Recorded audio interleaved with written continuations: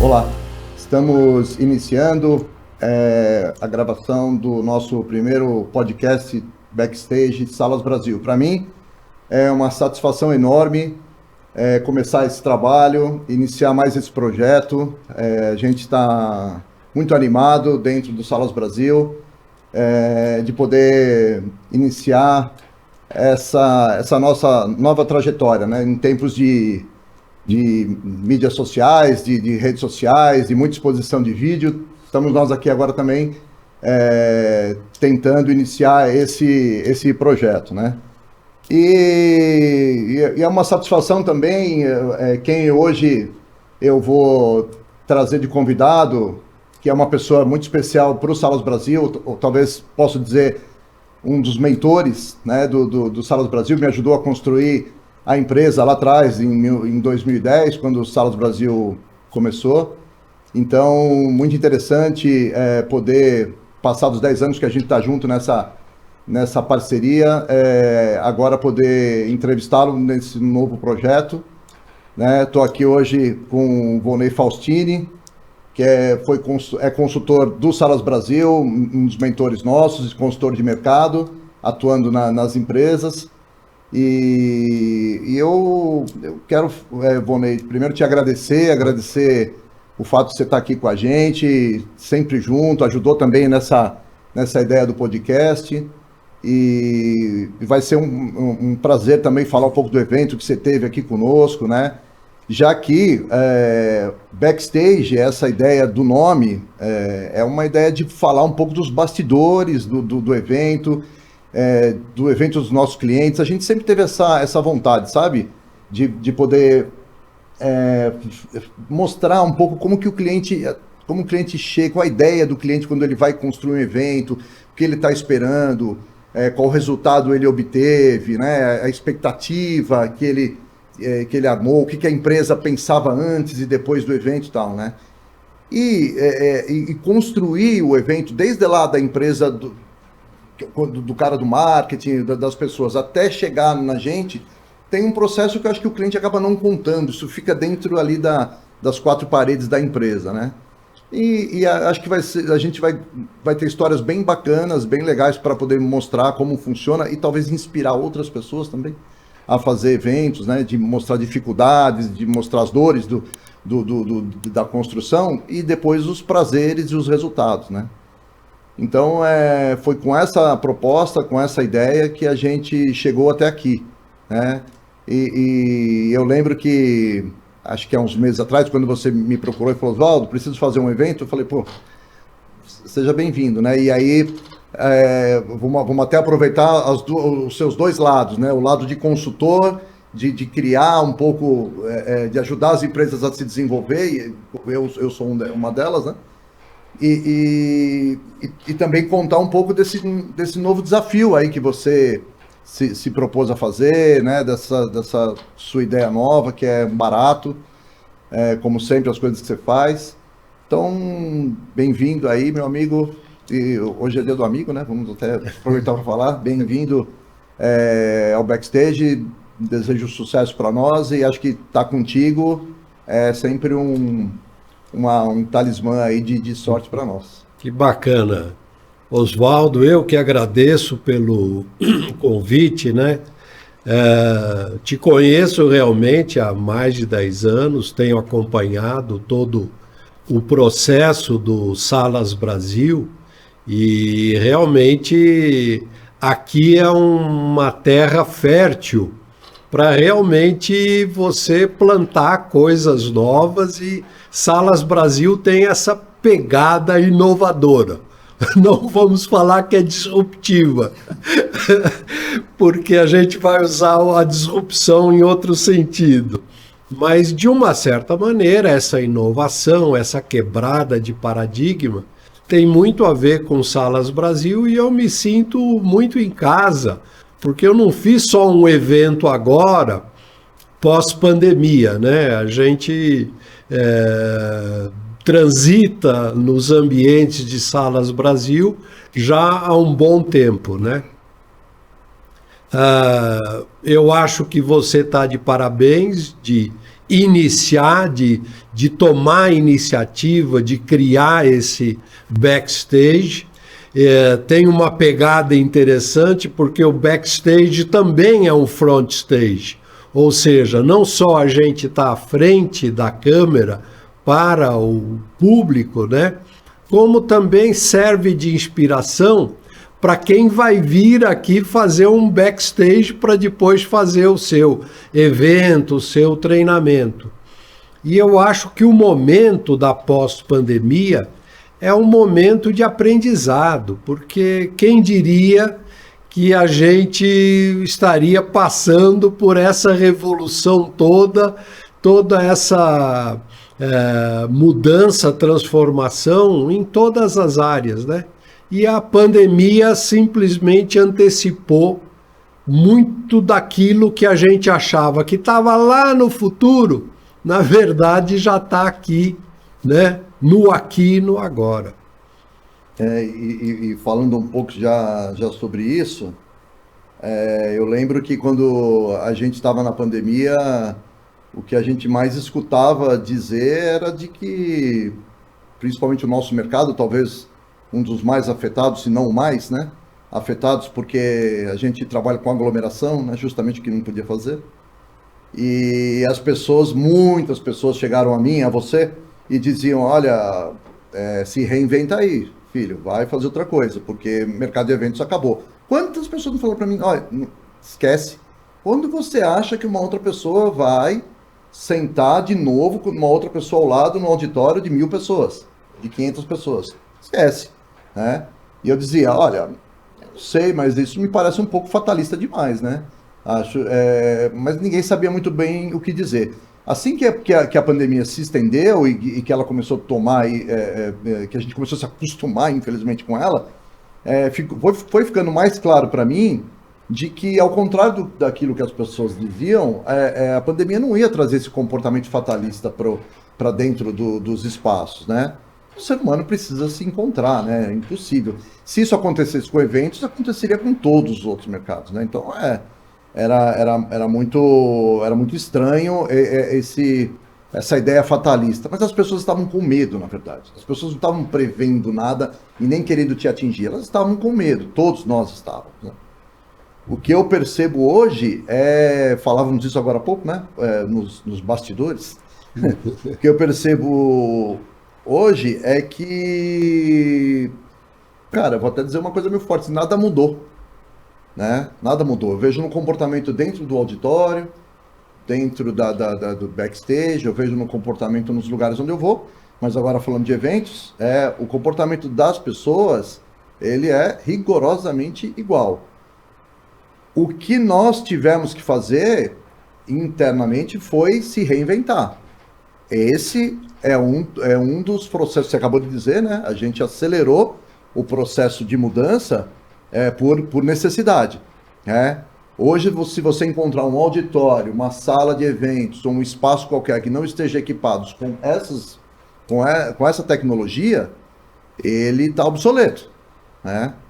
Ah, mas você já não fazia isso antes? Pois é, o cliente tinha que alugar um equipamento, uma câmera, alugar todo um aparato, infraestrutura, né? Toda uma infraestrutura, e ele podia optar se sim e se não. Hoje é quase que obrigatório. Não vou dizer também que é obrigatório, porque ainda tem quem faça sem, mas é desejável, muito desejável, que os espaços, as empresas que trabalham com eventos, façam o tal do híbrido, transmitam e usem para as plataformas, né? Então, a pandemia teve esse comportamento no início, e hoje eu acho que a gente já começa navegar em mares um pouco mais calmos, né? Ainda a gente vai falar um pouco mais para frente sobre esse comportamento, né, do cliente, porque tem coisas muito engraçadas que a gente percebe, mas antes eu queria falar um pouco de você, né, do teu trabalho, né? Eu queria que você falasse um pouco da experiência que você teve, até foi pós-pandemia, foi legal, recentemente, com aquele petit comité que você trouxe para cá, né? E assim, estou curioso aqui para que você fale um pouco desse teu novo caminho, né? Você quer contar um pouco da história? Dá para fazer você acha que dá para amarrar um pouco o que você fez em toda a tua carreira, até com esse momento que culminou com o teu livro, com as coisas que você está aprontando agora, Rony? Conta aí um pouco. Claro, não, claro. A vida é a somatória do que você constrói, né? E realmente a bandeira da inovação é algo que eu acredito. Eu comecei a minha carreira profissional na educação, fui trabalhar no Objetivo, à época era uma entidade, assim, uma instituição de ensino extremamente inovadora, tinha abolido uniforme, eram turmas mistas, onde ainda existia escola só para moça, escola só para rapazes, e havia também uma mudança no jeito de fazer escola, que era tirar o poder do professor, porque o professor ele tinha aquela caderneta de notas e de pontos, e o professor podia acrescentar ou diminuir ponto do aluno. E isso era uma ferramenta poderosíssima na mão do professor, que é válido para a maioria, né? Mas para a minoria era um problema, porque o cara podia usar aquilo como uma ferramenta, desde assédio, desde desequilíbrio, né? Então, todas as implementações de mudança, de quebra de paradigma que uma escola, que um colegial trouxe, eu peguei e eu atuei, né? E aí, mexendo em educação, mexendo com pessoas, isso aí foi construindo, foi lapidando o jeito de eu trabalhar. Então, para mim, me é muito assim, fácil, muito natural, muito espontâneo estar na frente do público, estar falando, estar ensinando, estar apresentando coisas. E eu acho que eu herdei do meu pai essa pegada de pesquisa, de estudioso, de buscar conhecimento. E eu tenho procurado estudar realmente aquela fronteira do presente com o futuro. Então hoje eu sinto que a minha vocação, o meu chamado é para ser um futurista social. Então o futurista social é alguém que ajuda outras pessoas, ou as empresas, ou as organizações a construírem o seu futuro. Então, eu quero ajudar os indivíduos a construir os seus futuros, daí que eu lancei essa bandeira denominada disrupção de carreira. E o primeiro produto, o primeiro programa é a disrupção de carreira maratona.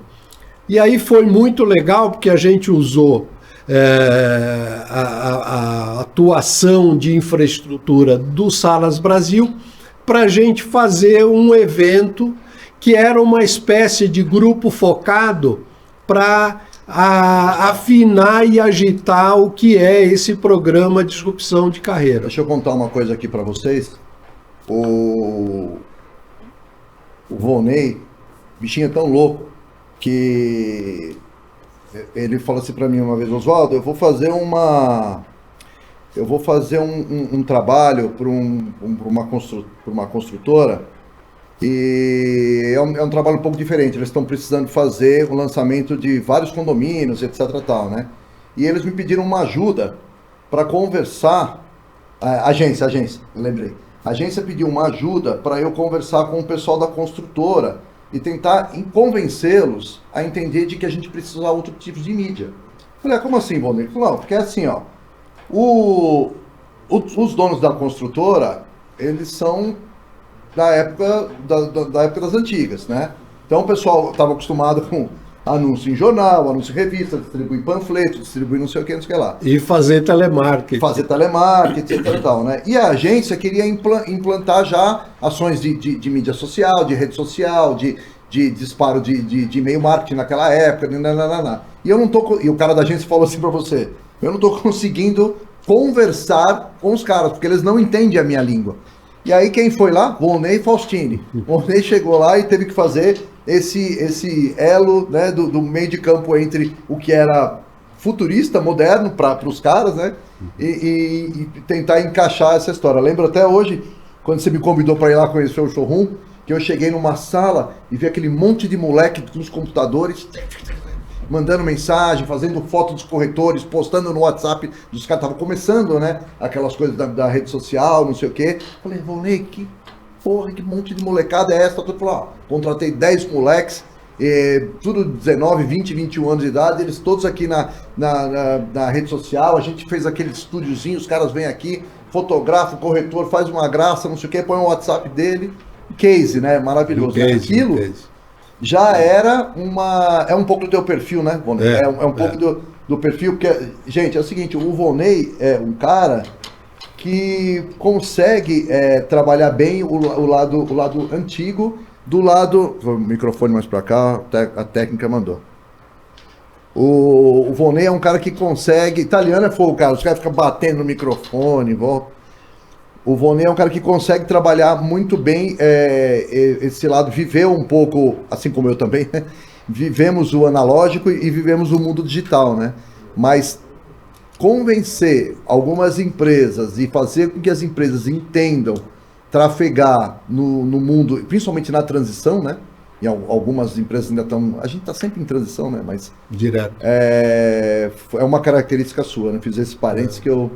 Contar esse casezinho aí que eu lembrei. É bacana você ter mencionado, quando você falou que havia aquela paura com relação à pandemia, o que vai acontecer, e as coisas aparentemente retornam ao normal, na verdade eu lembrei, se não me engano é Alice conversando, Alice no País das Maravilhas, conversando com o gato, e ela diz, mas eu tô correndo e parece que eu não estou andando para frente, eu estou andando para trás. E o gato responde, para você ficar no mesmo lugar, você tem que correr o dobro da sua velocidade. Então, o que a gente está vivenciando no mundo hoje é uma demanda muito forte por competência e eficácia. E aí você ocupa um espaço muito importante, literalmente, né, fazendo até um trocadilho, porque o que Salas Brasil oferece é a infraestrutura para realmente você vir com autenticidade, com competência, realizar o seu evento.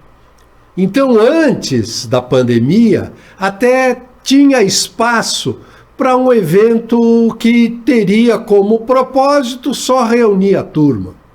Hoje não. Hoje você tem que mais que reunir. Obviamente a reunião é um subproduto, o encontro, a aglomeração, o network, a rede, o contato presencial, face a face, é um subproduto, é um efeito colateral. A essência eu vou reunir a turma, vamos pensar 3 vezes antes de definir esse evento. Vamos fazer um bom evento. Vamos fazer algo importante que você entrega algo de valor para o seu público. Então, tem tudo a ver realmente com essa transformação que a pandemia está trazendo para todos nós, né? Um pouco também de resultado, você acha, Volney? Porque assim, o que eu quero dizer com resultado? Eu via muitos casos, isso é muito comum, né? E você vê eventos às vezes surgindo, muito barulho, muita fumaça, e a empresa não consegue mensurar o resultado e talvez nem colher às vezes um resultado, e a coisa passa meio que desapercebido, porque é ruim dizer que o negócio não funcionou. Então eu quero saber se no seu gancho que você deu, se você acha que esse novo formato, esse novo jeito de fazer evento, essas novas plataformas, a nova tecnologia vai de alguma forma contribuir para o cliente mensurar e ter, mais do que mensurar, ter resultado, se preocupar também com o resultado pós-evento? Você acha que tem um pouco, uma coisa está ligada à outra também? Eu acho que tem tudo a ver, porque você passava, né, muitos dos eventos, terminado, o pessoal avalia, né? O que vocês acharam do evento? Foi bom, né? Cumpriu as expectativas, o coffee break foi bom, o lugar estava adequado, a iluminação, o ar-condicionado. Às vezes o pessoal reclamava do ar-condicionado. Muito frio, né? E no final você fazia a avaliação sobre aquilo que aconteceu, não aquilo que trouxe, que vai... aquilo que você queria, né? Que queria e que vai levar para o futuro. Então hoje essa expectativa, eu não estou saindo do lugar, eu estou correndo, estou andando para trás. Não, peraí. Se eu for fazer um evento, é para eu avançar para o futuro. Não é para eu ficar nem no mesmo lugar, muito menos voltar para trás. Então esse resultado é essencial, vai ser medido, vão criar ferramentas para que isso seja mensurado, e realmente as empresas e o pessoal de RH principalmente está com um grande desafio, que é não fazer por fazer o treinamento, o evento, o ajuntamento, o desenvolvimento humano ganha uma perspectiva e um desafio muito forte, muito profundo. Eu acho, porque se você tem,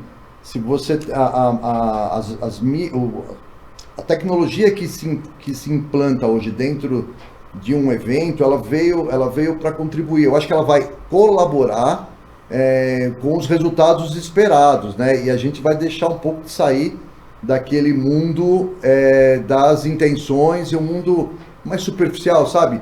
Eu tenho um pouco de sentimento que às vezes o cliente, ao terminar o evento, ele diz assim, não, eu sempre pergunto, se é que você achou do evento? Pô, foi legal. Legal? E é isso só? Não, pô, tinha bastante gente, tal. Mas assim, ó, legal. Mas, né, e aí, o que faremos com esse conteúdo que foi passado, né? Onde que isso vai perpetuar? A gente está agora no momento de que as coisas podem continuar, podem avançar, né? Eu acho que isso um momento muito bacana e muito propício para ajudar as empresas no conteúdo, né?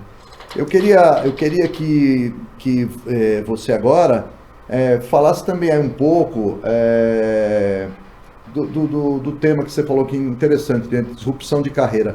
De alguma forma, esse profissional, vou me ater um pouco mais do profissional de evento, tá? E do profissional de RH, mas você trabalha outros nichos também, mas esses profissionais, você que é um especialista nisso se tornou, eles estão se preparando melhor? Você acha que, como é que é o comportamento, como é que vai ser o comportamento desse profissional, tanto de RH quanto de eventos, que vem para esse mercado mais rápido, né? O mercado de eventos sempre foi muito rápido, ele agora está muito veloz, né? Você acha que os profissionais estão andando no mesmo ritmo, no mesmo nível? Eu acho que tem duas categorias dentro desse nicho. Aqueles que estão despertos, que estão acordados e, por consequência de estarem vendo a realidade, estão angustiados. E tem aqueles que estão ainda meio amordecidos, meio dormindo, meio no vai da valsa, né?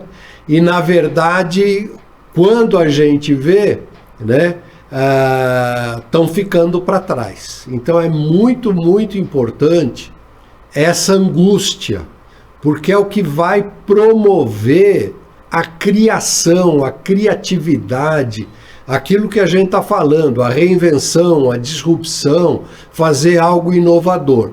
Porque não pode, se for fazer igualzinho ao ontem, vai andar para trás, né? Então tem que ter muita velocidade para criar, para desenvolver, e pode parecer que um está jogando confete no outro, né? Mas eu sempre digo que realmente é muito legal trocar ideias e construir um pouco sonhos e o que seria o futuro com você, Oswaldo, porque você é assim, uma cabeça muito boa, muito ligada, muito conectada com o mundo, com a realidade, com como as coisas estão evoluindo. Tanto é que a sua vida, a sua trajetória, que eu conheço bem, é sempre ligada a transformações, às próprias disrupções que você fez na sua própria carreira.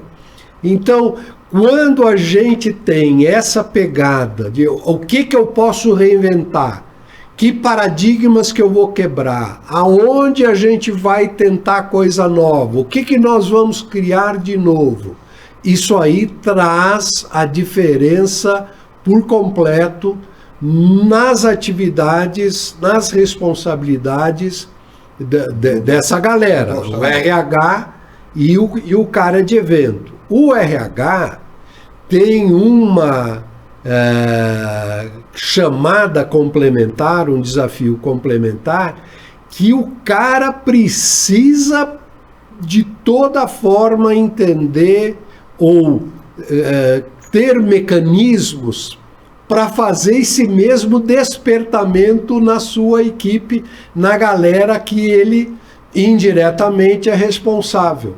Hoje nós temos duas grandes divisões, duas grandes galeras, né? Aquela que está desperta, que sabe que o inverno está chegando, então está esperto, está vivo para a coisa, e aquela que acha que o inverno não vai chegar ou nem sabe o que é o inverno. E como na série lá, né, do Game of Thrones, o inverno traz toda aquela série de desafios, de ameaças que pode ceifar a sua vida. Então, é muito, muito importante estar afinado com essa galera que sabe que o inverno vai chegar e está se mexendo hoje. Você acha que a galera que não sabe o que é o inverno, eles vão, claro, né, vão encontrar dificuldade na recolocação, porque a gente tem visto aqui, né, quando a gente vai selecionar alguma pessoa, a gente vai entrevistar algum novo colaborador, tal, as perguntas que a gente faz agora, o nível de exigência que a gente tem agora é um nível de exigência super diferente, né? A gente está precisando de gente que tá olhando um pouco que pensa fora da caixa, né? O mercado de eventos, ele é assim, mas não é só no mercado de eventos, porque dentro de uma empresa de eventos que nem a nossa, você tem administrativo, você tem financeiro, você tem RH, você tem comercial, atendimento, vendas e tal. Como vai lidar com esses diversos tipos de clientes internos que você tem, né? Então essas pessoas, a gente procura pessoas diferentes do que a gente procurava ontem, nem lá atrás, né? Então eu quero saber, que eu estou curioso para saber se no Disrupção de Carreira, né, nesse teu novo conteúdo, né, nesses cursos novos que você está entregando, se você vai ensinar isso para o cara, se você está procurando, está alertando, né? Eu vi um pouco lá, mas é isso, né? É tentar mostrar para o cara. Fala aí aquelas frases fatalistas lá que tinha, como que é? Que você estava dizendo, se você... como que é lá? Na segunda-feira, né, na próxima segunda-feira, é bem provável que você esteja na lista de demissão. Quer dizer, hoje, cada vez mais, né, a instabilidade no emprego é presente, né? Hoje, cada vez mais, você se recolocar no mercado com o salário que você estava ganhando, é cada vez mais escassa essa oportunidade. E digo mais, para você se manter empregado, muitas vezes você tem que abaixar o teu nível de ganho. Quando, na verdade, há um oceano de oportunidades aparecendo, né? O motorista de Uber ou o entregador de iFood, né, que é uma espécie de um micro empresário ou um autônomo com uma certa independência, é só um paradigma. Mas a exemplo dele, você tem muitas oportunidades de você buscar, inclusive, caminhos de autossubsistência. E o que você precisa fazer? Dedicar, às vezes é 2 horas por semana, às vezes pode ser 2 horas por dia, depende do que você vai plantar, o quanto que você vai plantar, desde o plantar literal até o plantar de investimento, seja num curso, seja num preparo, seja num ofício novo, seja numa competência nova. Então, há um oceano de oportunidades, mas para você mergulhar nesse oceano e atravessar, você tem que começar hoje. Ou... Assim, eu não entendi muito bem quando você diz assim, se ele vai estar na lista de desempregado na segunda-feira, é uma provocação sua no sentido de dizer você tem que buscar preparo, é isso, preparo ou entender melhor, porque assim, no momento em que você tem, porque assim, essa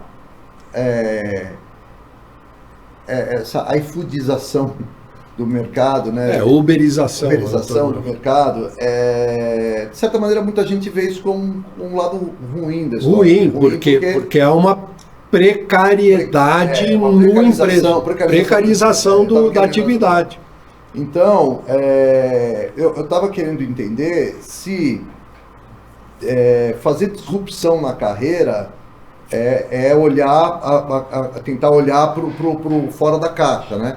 Desculpa se eu vou estar me atentando mais no nosso mercado de eventos, mas eu estou pensando assim, eu quero contratar um cara de eventos, eu quero contratar um cara de áudio e vídeo, né? Eu quero contratar um cara que tem uma performance. Hoje você tem outras nomenclaturas no mercado, né? Você tem diretor de rede social, então, beleza, eu quero contratar um cara desse. Então eu vou estar procurando alguém que tenha um olhar diferente, fora da caixa, né? Isso disrupção de carreira, de certa forma, ele vai mostrar, ele tenta fazer o cara enxergar de que ele precisa ser melhor. Em que aspectos, né? Em que aspectos, assim, que você acha fundamental? Se tivesse que colocar 1, 2 e 3, assim, como... Assim, Isso foi claro, né? Foi. Qual é eu até brinco, né? O segredo da Coca-Cola da disrupção de carreira. Qual a fórmula, né? A fórmula é mais ou menos clara e básica. Ou seja, é o feijão com arroz. Qual que é o feijão com arroz? Que a minoria faz. Primeiro, uma reflexão sobre si. Quem sou eu? O que eu quero da vida? Qual que é o meu chamado? Mas não é qual é a minha vocação. Eu falei que eu trabalhei no Objetivo. À época, o mais famoso especialista em vocação profissional chamava-se Professor Paternostro. Professor Paternostro fazia exames de vocação, testes vocacional para toda a classe média e alta de São Paulo. E nós fizemos uma batelada de testes vocacionais para os nossos alunos, então, de primeiro ano. Foi um trabalho até inovador à época. Mas hoje, como é que você vai fazer um teste vocacional se as profissões ou se as funções estão morrendo hoje e as de amanhã ainda nem sabemos quais serão? Então, o chamado é muito mais importante do que a vocação. O chamado é aquilo que você é bom, é aquilo que você supera, é aquilo que você é excelente. Onde você vai ter realmente até uma pitada de sobrenatural. Deus me chamou para fazer isso. Deus me deu um toque, né? Eu nasci para isso. Eu nasci para isso, ele me jogou um talquinho mágico para eu ser isso. Então hoje você tem a turma aqui trabalhando na captura do vídeo. Mas é a primeira vez que eu entro aqui que tem uma estrutura para fazer podcast. Não é um estúdio padrão, onde você tem o aquário, onde você tem o pessoal escondido lá, ou às vezes lá em cima, né? Claustrofóbico. E para falar com você, ele aperta, olha aí, tá faltando luz, não sei o que, interrompe. Não, é uma coisa mais interativa, é uma coisa até que os velhões não aceitam, porque permite que entre barulho ou que haja improvisação. Você mexe no microfone, você faz isso, você faz aquilo. O diretor das antigas, pode parar, começa tudo de novo, corta. Não, hoje, para você ser um profissional de audiovisual, você tem que estar conectado ao que é hoje a captura de imagem e jogar a imagem na internet. Então hoje todo mundo tem câmera, todo mundo tem o seu podcast, todo mundo tem o seu canal, todo mundo tem o seu streaming.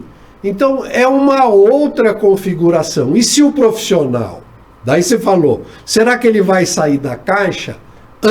Tem um cara que fala, antes de sair da caixa você tem que entrar dentro dela.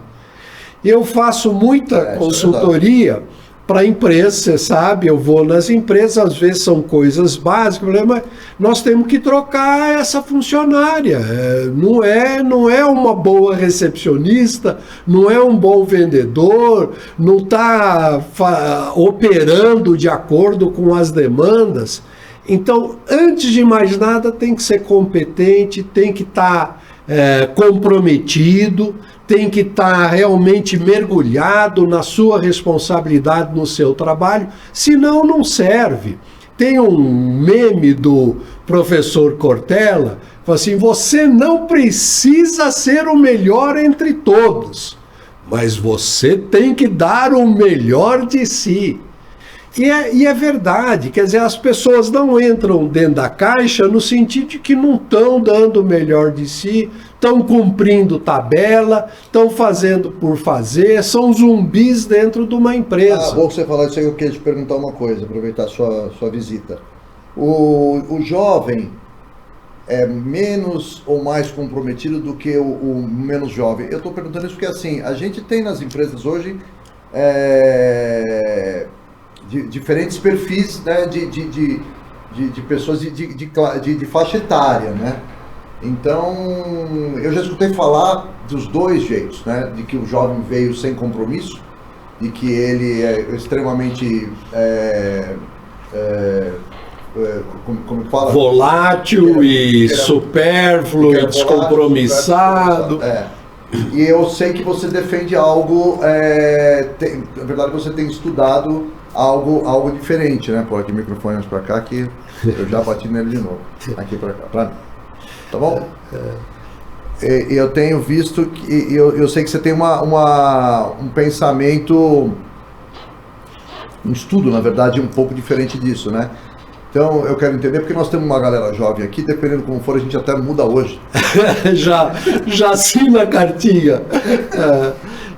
Então, na verdade, a responsabilidade é nossa, né? É óbvio que você precisa entender a nova geração. É um outro mundo. Na verdade, não é que eles entraram no nosso mundo. Nós estamos caminhando no mundo deles. E realmente é tudo... Hoje você tem problema com o celular. Eu vejo das empresas que eu vou, né?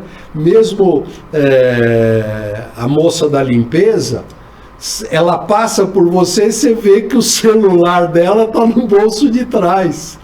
Quer dizer, claro, você pode dar liberdade para a pessoa usar o celular, seja lá em que função esteja, né? Mas tem que haver compromisso. Como ligar o botão do compromisso? Como fazer com que a pessoa abrace a sua responsabilidade? Então, dentro da fórmula da Coca-Cola, se de um lado você tem o chamado, Do outro lado, você tem uma alta responsabilidade em busca de você adequar e alinhar o seu chamado, aquilo que você acha que você deve fazer bem, você realmente superar e você ir atrás das suas aspirações, dos seus sonhos.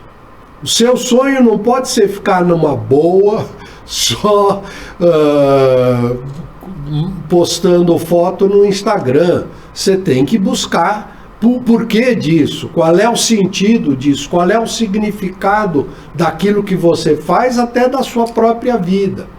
Então, a disrupção de carreira, ela trabalha esse desafio, essa provocação para a pessoa entender que o ponto zero, a casa zero, é ele conhecer a si mesmo, ele examinar-se, ele buscar o caminho nobre, o caminho da excelência do chamado, e aí fazer uma estratégia para você conquistar os seus sonhos frente a um mundo que nunca antes teve e deu tanta oportunidade, tanta possibilidade como agora.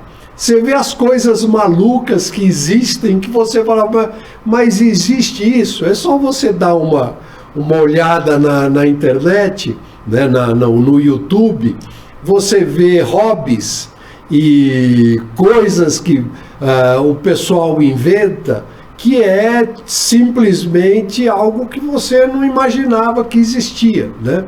Eu gosto muito de assistir os podcasts americanos, né? E você tem o Joe Rogan, que outro dia estava falando, entrevistando, o cara que gostava de arco e flecha. E você imagina arco e flecha, aqueles arcos e aquelas flechas da época dos índios, né? Ou americano ou índio sul-americano, tanto faz.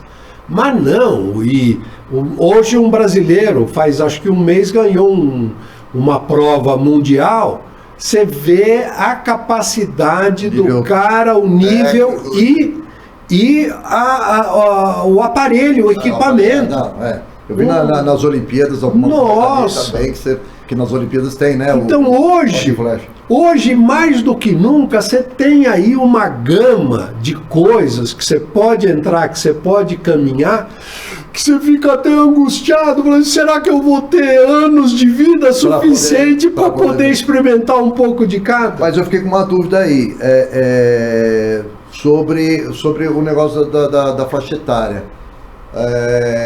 Então quer dizer que não é bem a idade, vê se eu entendi, não é bem a idade quem manda nessa história toda, não é porque o rapaz tem 23 anos que ele é cabeça cuca fresca, e nem porque a pessoa tem acima de seus 40 de que ela vai te trazer uma estabilidade, não é isso. Não é isso. Nunca pode fazer a medida pela idade.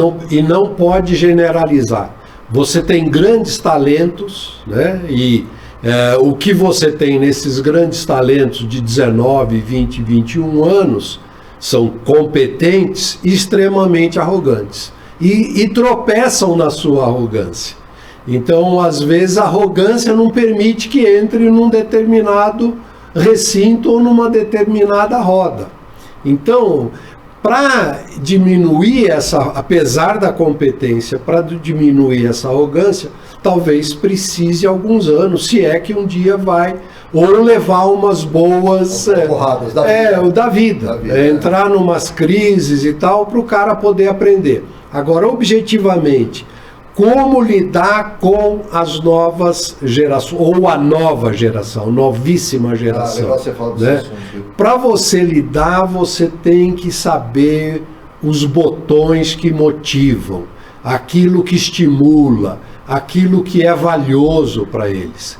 E não adianta aplicar as fórmulas antigas da ameaça, as fórmulas antigas do rol de leis, né, de regrinhas. Não adianta você colocar, você tem que trabalhar muito, até para você ter certeza que você conhece o que é você e a sua empresa, antes de você passar para a exigência do lado de lá. Então, às vezes, a gente nem fez a nossa lição de casa, a gente já quer que o cara se dedique, que o cara faça isso, mas peraí, certo é você que está no piloto automático, que mantém as aparências para não se mostrar como um zumbi, ou aquele que rejeita por não compreender como é que as coisas são feitas daquele jeito.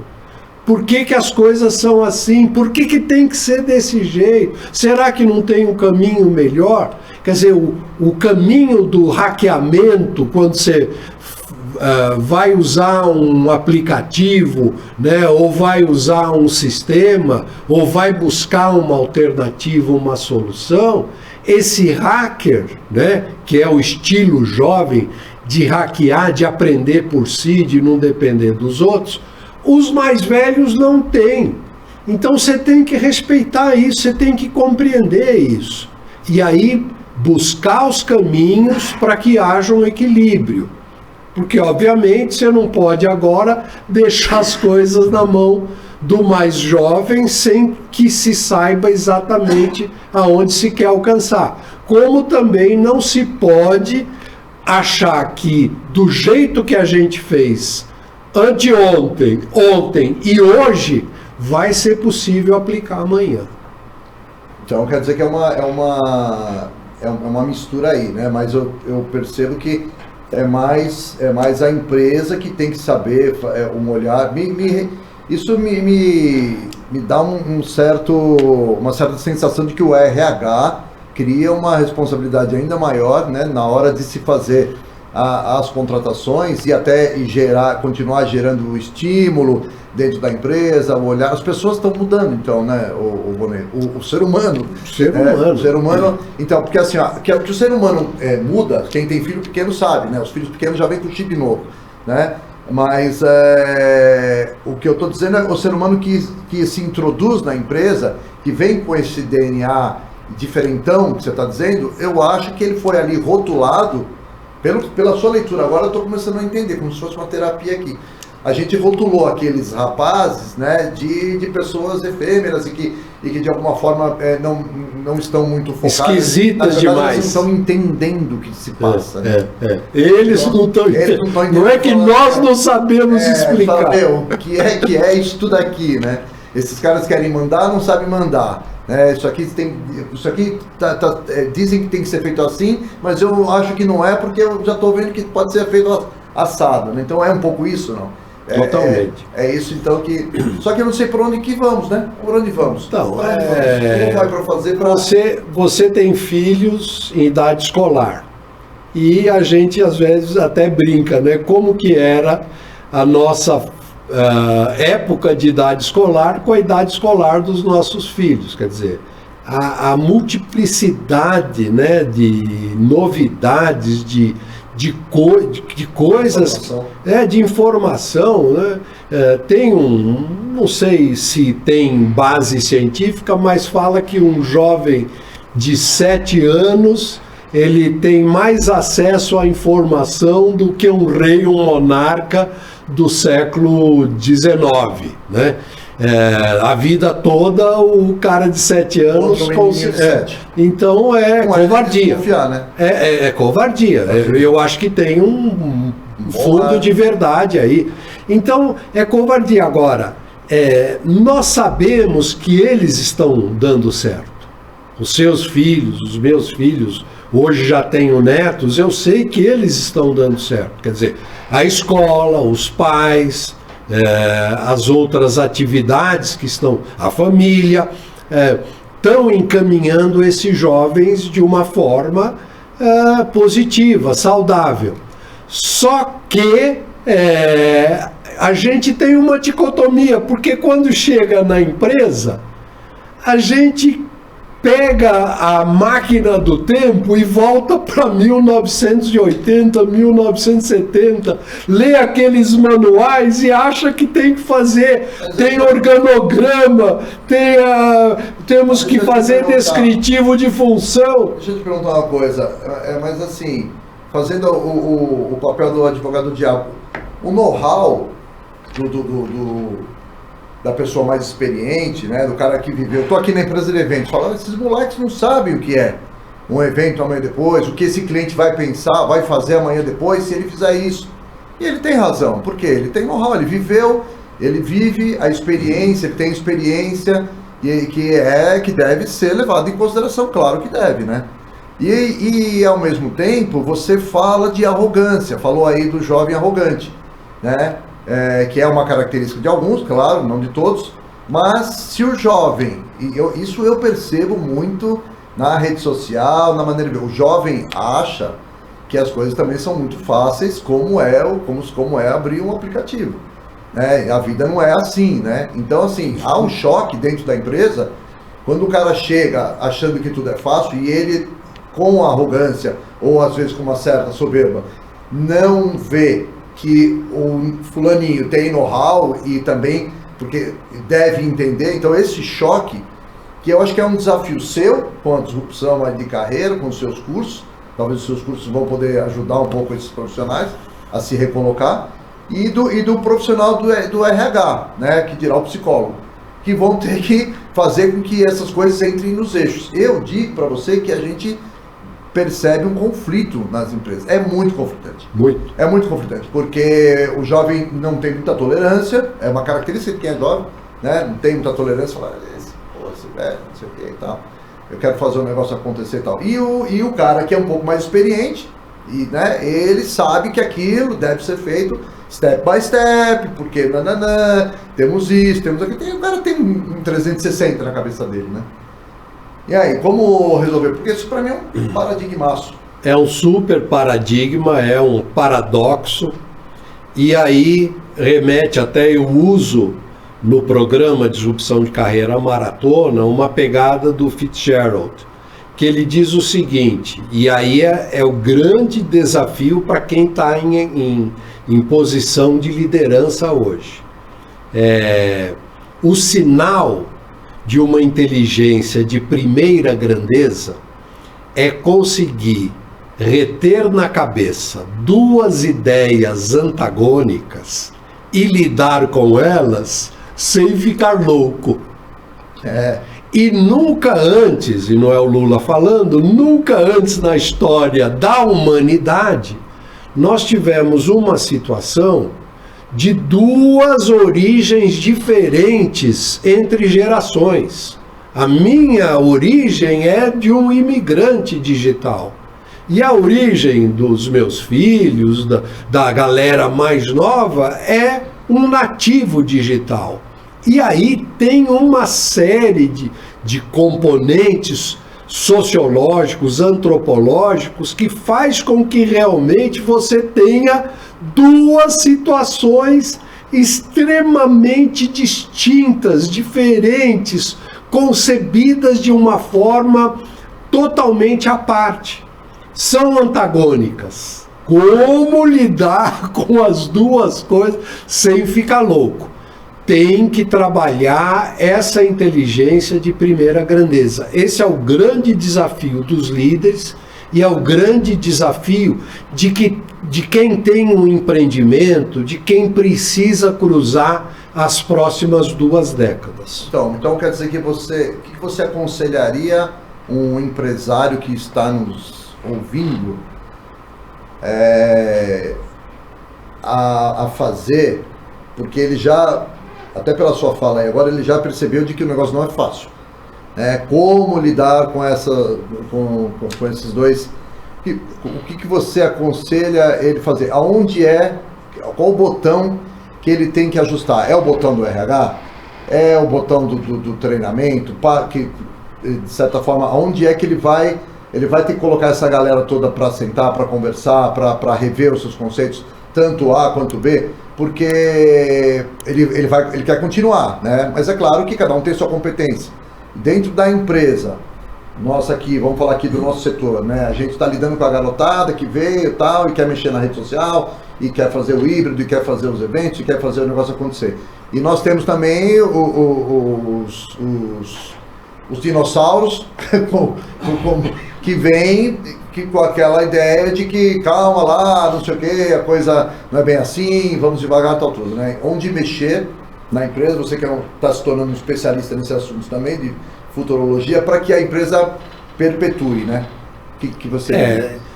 Na verdade, eu não atuo com futurologia. A grande pegada de fazer o futuro é você mesmo, de saber o futuro, de poder vencer no futuro, é você construir o futuro. E uma das coisas que a gente aprende é que o futuro vai ser construído com humildade. Então a primeira coisa é ter humildade. E qual é o sinal da humildade? É ouvir, é aprender. Então às vezes você quer lidar com uma jovem, mas não tem humildade, você não tem paciência e disciplina para ouvir, para estudar, para compreender melhor. Eu comprei um livro de uma autora irlandesa que fala da situação, esqueci o nome do livro, o título, mas fala da situação de jovens que se namoram e casam e se juntam, e são jovens da geração nova, com as particularidades. Quer dizer, você tem que realmente compreender, estudar, ler, conversar, ter essa disciplina, essa humildade. A segunda coisa é que realmente você tem que estar disposto a caminhar junto, porque se você não caminha junto, você não aprende. Mas então, de parte a parte, você está dizendo? Inicia pela liderança. Inicia pela liderança. Agora, do lado deles, você é que está dando as cartas como líder. Então, do lado deles, do lado do líder, o líder tem que exigir do liderado, do mais jovem, a contrapartida. E saber dar essa contrapartida. Como você sabe, tem muito jovem que canta de galo, mas chega às 8, 9 horas da noite e vai dormir na casa dos pais. Então ainda tem uma dependência muito forte, né? O salário é complementado com uma mesada. Então, tem alguns botões, para não dizer que existe um botão mágico, que estimula o jovem, que desperta o jovem, que faz o jovem querer buscar um caminho, que é um caminho da realização, que é o caminho do sentido e significado da sua vida. E você tem que alinhar isso com a forma como você lidera, como você constrói em equipe, em time, o projeto da sua empresa. Esse assunto é tão fascinante que daria aqui mais uns 2 podcasts aqui, porque aí a gente teria que agora se aprofundar em termos, porque eu ia te fazer outras perguntas provocativas para entender de lado a lado, mas já vamos deixar aqui marcado um outro podcast para que a gente fale só sobre discussão de carreira e você possa mergulhar nesse tema. Eu tenho aqui algumas coisinhas que eu selecionei aqui para te perguntar, que também são curiosidades e faz um pouco parte desse nosso bate-papo do backstage de eventos, né? Eu queria saber um pouco da curiosidade que eu tenho com relação ao momento que você fez o evento do teu bate-papo aqui, né? Porque você lembra, é um pouco desse assunto que nós estamos falando também. Vonei, gente, fez um bate-papo aqui com alguns convidados dele. Quando eles chegaram, eu percebi que nos convidados dele, tinha pessoas de várias idades, né? Me chamou muita atenção aquele senhorzinho que ficou no canto da sala, depois você fala. E o que o Vonei fazia? O Vonei estava fazendo umas provocações com esses convidados para entender, grupo focado que ele chama, para entender o que esses convidados acham do livro ou dos novos cursos aí que o Vonei está lançando, né? Então era lá a história. O Vonei falou: Oswaldo, participa aí conosco, tal, né? Contribui com as suas ideias. Aí sentei e fiquei lá. Então eu queria que o teu olhar, que você falasse um pouco sobre a sua percepção daquele dia, como foi, né, e o resultado, né, que você sentiu até mesmo com esse conflito aí de gerações ali, A vantagem, assim, de eu ter trazido pessoas conhecidas é que eu podia filtrar no sentido da contribuição de cada um deles, né? Porque alguns iam falar, isso aqui eu estou falando, mas em nome de alguém que que eu cuido, ou que eu sou responsável, ou que vai aparecer na minha vida, na minha jornada, né? E outros vão falar, olha, talvez não sirva para mim, mas eu vou olhar para o lado, para quem trabalha comigo, e aí eu vou ter um parâmetro. Então eu usei essa condição meio como uma forma para aprender, para compreender, absorver melhor cada feedback, né? Agora, realmente, em tudo hoje, a gente tem que desatar o nó da faixa etária, né? Uma denominação, um vocábulo, uma palavra que é pouco usada no português e até nos planejamentos, é a coorte. Coorte no sentido daquele grupo que tem a mesma idade ou a mesma origem. Então, que serve também como faixa etária, mas não necessariamente só a idade. Então você tem que entender que as coisas estão mais amplas, as coisas estão mais abertas, e você não pode querer segmentar muito fortemente. Hoje você tem as jornadas ampliadas. Eu tenho amigos e conhecidos com mais de 80 anos que estão em plena atividade e estão fazendo as coisas acontecerem. Então, e você tem gente muito jovem que já entra no mercado e antes dos 30 anos já patina. Tem a maioria patina, porque muitas vezes não tem oportunidade, os motivos para isso são vários, mas tem aqueles outros que são muito abençoados em explodir, né? E não tem a ver com ser podcast, né? Explode na sua atividade, claro que tem algumas coisas que fora da curva, né? Sim. Como gamers, como cantor de pagode, como atleta. Mas você tem pessoas que realmente se tornam muito boas precocemente.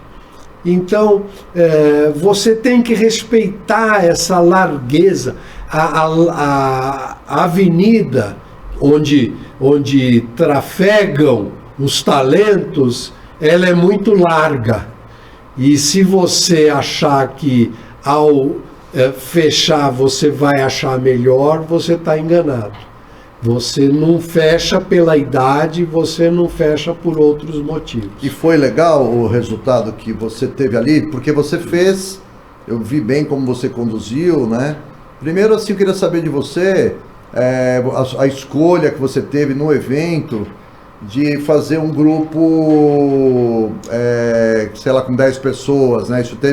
Se isso teve um propósito, né? Depois, se foi também proposital isso que você fez, dessa coesão aí do público e tal, ou se isso foi uma coincidência, né? Porque eu percebi que eles tinham o mesmo nível cultural, né? Tinha ali um rapaz que falava um pouco mais, compensação tinha um outro aqui que falava um pouco menos, isso é comum, né? Para você falar um pouco dessa tua experiência e saber do teu resultado, se você achou que isso foi de boa valia. Não, o resultado, além de eu ter ficado muito grato, eu achei que cumpriu os objetivos do dia, que era captar a reação, o feedback de cada um deles. Isso eu consegui fazer e se desdobrou, inclusive, pós-evento, que é uma coisa legal, né? Quer dizer, que acabou trazendo contribuições adicionais pós-evento. Uma coisa que eu vou lembrar a você, que esse núcleo que eu convidei tinha algo em comum, pelo menos a grande maioria dos que estavam naquele dia. Eram palmeirenses. Não só desse lado do Parmeira, mas do lado do Open Coffee. Como você se lembra, lá na década, no comecinho dos anos 2010, a gente iniciou uma atividade chamada Open Coffee. Foi mesmo. A gente começou no Starbucks, daí a gente encontrava... O Open Coffee era um podcast. Poderia era o nosso backstage. Poderia ser transformado. Pensa, né? Com certeza. Só que a gente não tinha isso, né? Não tinha isso à época. E a gente, do Starbucks, inclusive, você cedeu em 2 a 3 oportunidades as instalações diferenciadas que você tinha de um espaço lá no Paraíso. Lá no Paraíso. Foi. E realmente você participou também, quer dizer, na verdade era um público com um certo viés, porque veio desse viés, vamos dizer assim, de um atrelamento comigo, que era o do Open Coffee. Então eu tinha que usar também esse filtro. Deixa eu fazer um parênteses. Se o objetivo do água. Mais aguinha. Por favor, gente. Por favor. Se o objetivo do teu grupo focado é você entender um pouco como funciona se ia funcionar, se vai funcionar, para pegar ideias, né, dos seus cursos, etc. Tal, e você traz nesse evento um grupo com viés, você também não tem uma resposta de viés também? Isso pode prejudicar a leitura ou é isso? Não, já estava considerado, né? Tá. Quer dizer, era um trabalho qualitativo com filtro, né, em razão do que cada um deles traz e significa, mas ao mesmo tempo tinha um componente muito, muito positivo para o meu lado, que era a seriedade e o falar francamente. Então, eles tinham liberdade para falar, para criticar. E alguns até falaram, isso aqui é melhor você mudar. Olha, cuidado com esse tipo de exercício. Olha, a turma tá muito na pegada gamer. Quer dizer, teve uns feedbacks assim extremamente ricos. Então, nesse sentido, foi positivo. Você aconselha, então, que um cliente pode sim, quando tiver uma necessidade de fazer um lançamento de um produto, um lançamento de um podcast novo, um lançamento de alguma coisa que ele entenda, ou de um serviço, etc., dele realmente pensar em pegar uma sala como aquela que você pegou e fazer um grupo focado, isso vai sim trazer um resultado legal para... eu acho que o teste é chave, né? Quer dizer, você precisa testar, você precisa experimentar, você não pode ter receio e não testar. Você não pode ficar com medo e não arriscar. E achômetro também não, né, Vô? Achômetro não. Então você tem que andar realmente que nem o índio faz, né? Põe o ouvido lá na terra e vê se os búfalos estão se mexendo ou não, né? Para entender o tempo, para entender os sinais. Por exemplo, podcast. Você pode fazer um podcast e transmitir o podcast para uma galera escolhida, privativa. Ou você pode até gravar uma aula e você enviar para determinadas pessoas trazerem feedback. Então, o que está por trás disso é o experimento, mas não só o experimento, como o experimento em relação ao feedback. Você vai experimentar, para você entender, tem que ver a resposta, né? Que resposta eu tive, que resposta houve. Nós estamos chegando aqui nos momentos finais do nosso programa. Não, mas antes eu tenho algumas coisinhas aqui. Eu anotei algumas coisas aqui que eu queria que você falasse. Se você acha que você tem alguma coisa relevante a falar depois desse evento, já pensando, dando uma dica, já que você é um consultor, dá uma dica para um cliente que vá fazer um evento, sabe aquelas dicas chaves, assim, que a gente falou aqui de tanta coisa, né? Falou dessa coisa do resultado, claro, né? Mas você tem alguma dica chave? Gostaria de falar alguma coisa pro cara que vai fazer um evento, que você fala, cara, não esquece isso? Olha, eu vou dizer uma coisa que eu até peguei também feedback com você, que eu acho que é muito importante. Assim, eu não tive ajuda para trazer o grupo que veio aqui. Eu fiz tudo sozinho, na raça, convidei, mandei e-mail, mandei WhatsApp e tal, e consegui fechar o grupo e consegui fazer um evento relativamente com volume mínimo de gente. Mas o que nós temos visto, em termos do público, em termos da disponibilidade, da reação e da postura do ser humano, do indivíduo de uma forma geral, ele está muito mais seletivo para sair de casa. Então, ele quer sair, mas ele também escolhe para onde vai e o que vai fazer. Por causa da pandemia? É o after. Eu acho que é o after pandemia e até um pouco essa pegada, não, peraí, como que eu vou gastar o meu tempo? Como que eu vou gastar a minha noite? E se lembra, nós fizemos sábado de manhã. Quer dizer, eu trouxe até como é que eu manifesto a minha gratidão. O pessoal veio sábado de manhã me ajudar. Um sábado ensolarado. Um sábado legal que dava para ir para o Ibirapuera, para o parque, né, sair, etc. Então, existe essa questão de realmente você montar algo que tenha muita atratividade e depois você tem que esmerar na entrega. Foi bom você falar isso, eu vou contar uma experiência rápida nossa aqui do Salas Brasil. A gente tem percebido que os clientes têm realmente pensado duas vezes, o que está deixando um pouco de cabelo em pé quem faz a checagem das listas. Porque o cliente às vezes confirma e não vem, e às vezes não confirma e vem.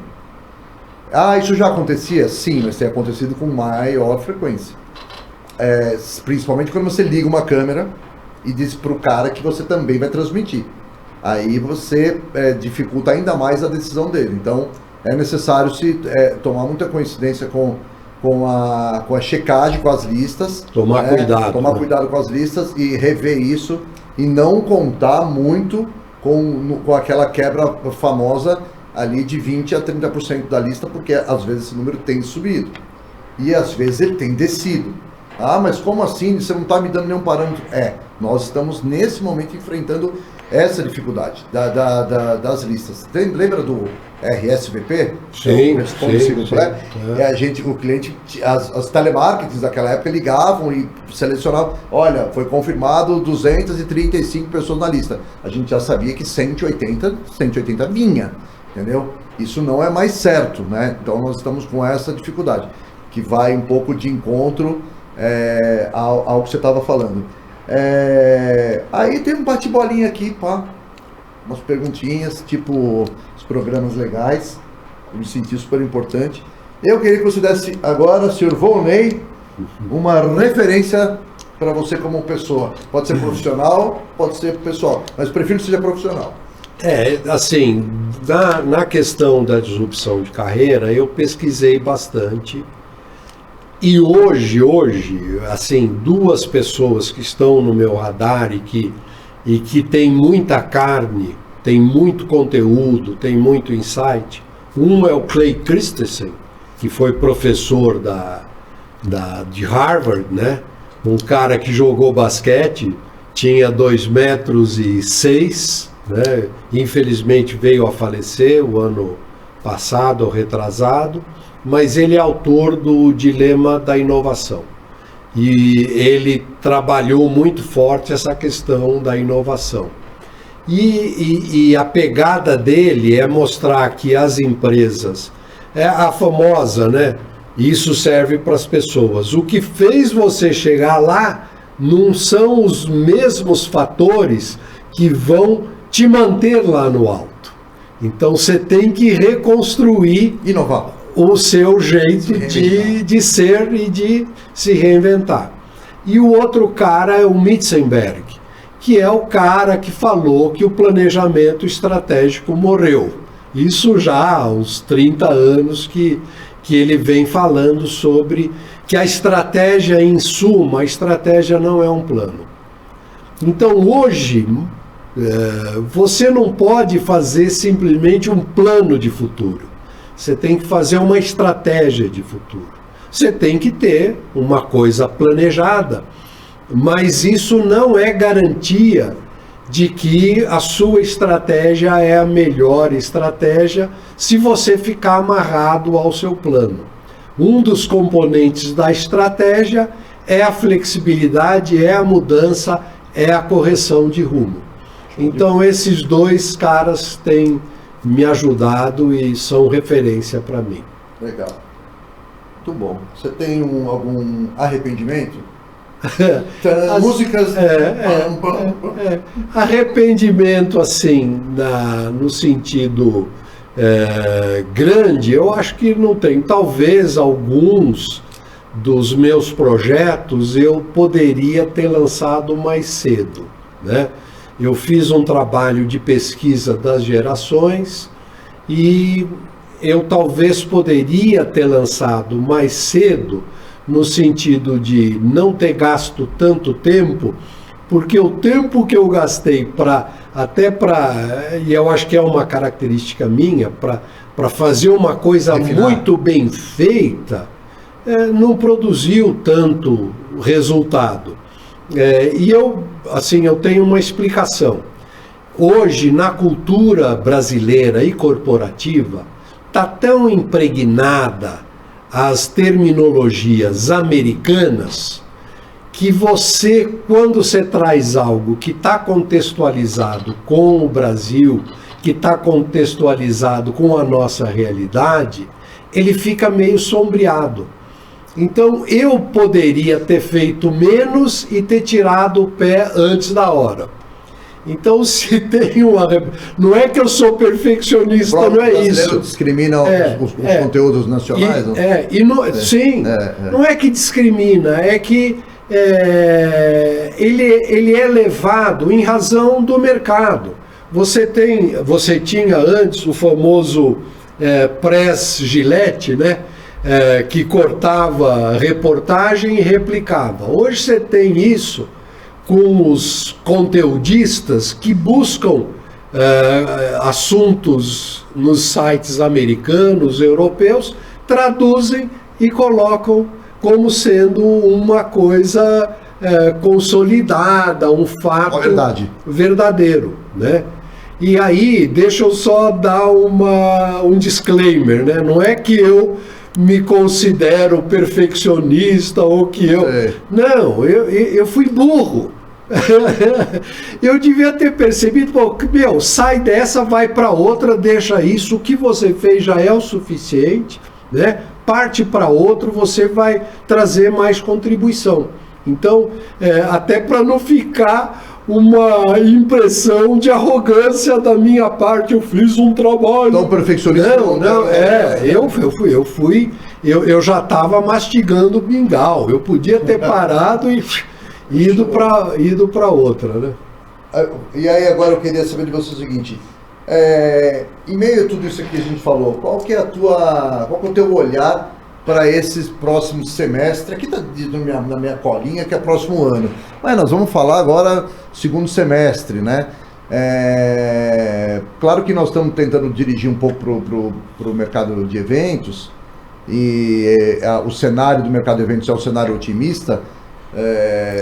Nós estamos vivendo um bom momento de retomada do setor, né? Não há quem diga ao contrário no nosso setor. Isso é uma verdade.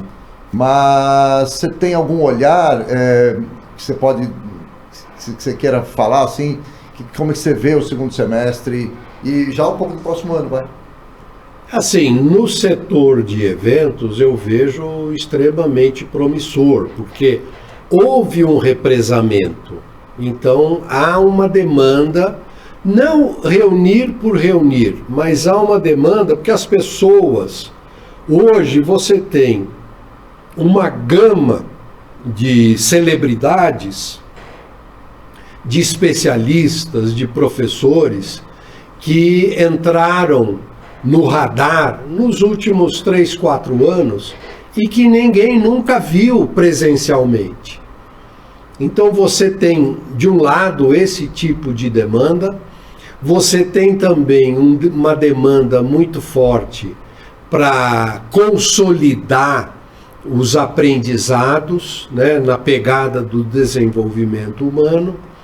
Então eu só vejo demanda por eventos e por calendário, onde as empresas vão buscar reunir ou seu próprio público interno, ou um mix de público interno com público de outra área, ou até com clientes. Lançar produto. Lançamento de... Então, há uma crescente demanda nesse sentido.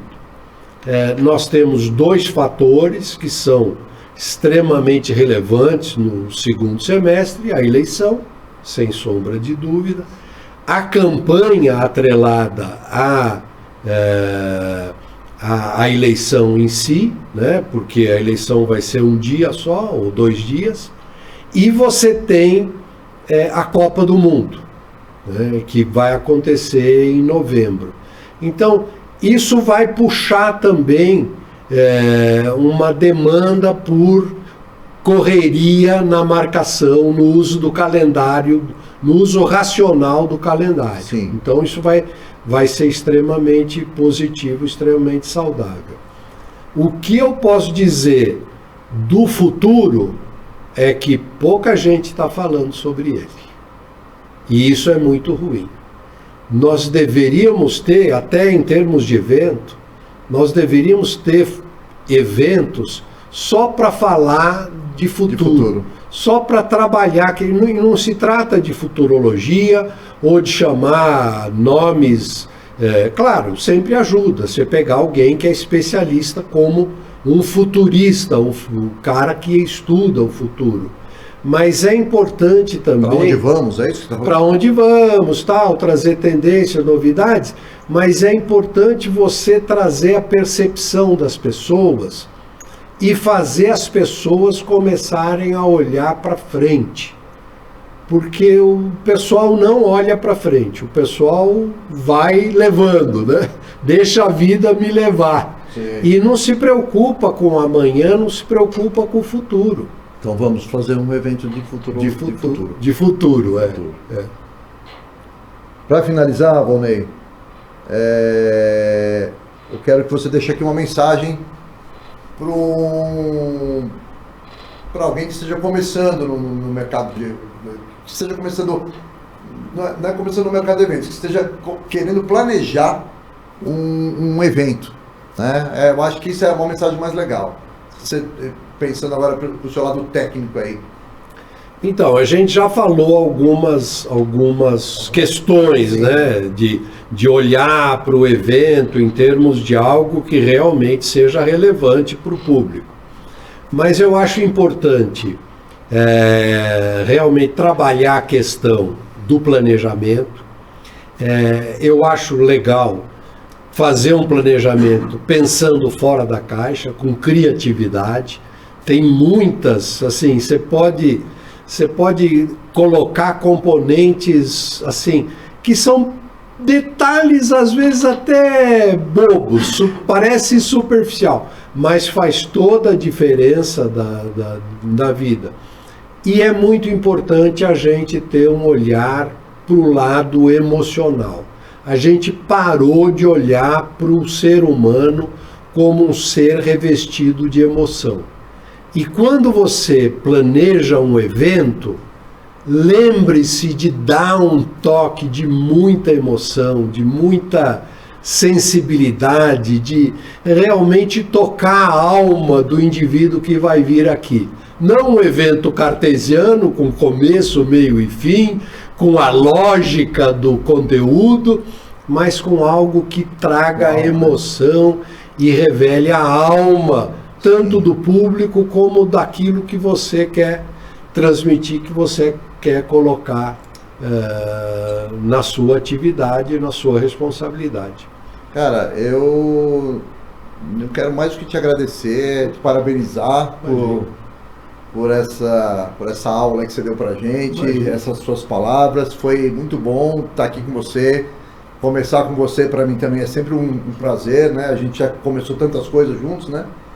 Então, agradeço, espero, e aqui já me deu algumas vontades de a gente fazer um evento para o futuro, de a gente reunir mais pessoas, então sempre bom tê-lo por perto. Eu só, assim, fico com uma sensação de querer mais, porque eu sei que você é um cara que traz uma pitada de humor muito grande.